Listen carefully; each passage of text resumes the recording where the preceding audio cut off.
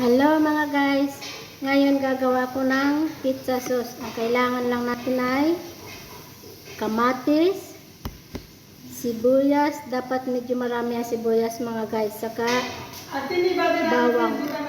Ito bawang, at siyempre kailangan ng paminta, kaunting asukal para hindi siya masyadong maasim mga guys, kasi pag maraming kamatis maasim, kaya kailangan ng asukal, kaunting asukal lang, saka asin, siyempre asin, at magic sarap para masarap siyempre. Okay,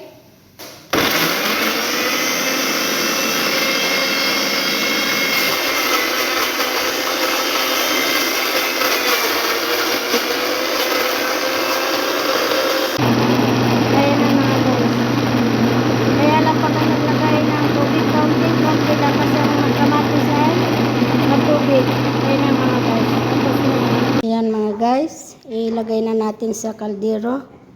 Dapat lagyan nyo ng kaunting mantika mga guys, huwag masyadong maraming mantika. Ayan. Saka dapat mga guys, ang apoy nyo ay mahina lang, dahan-dahan ang pagluto. Ayan. Okay.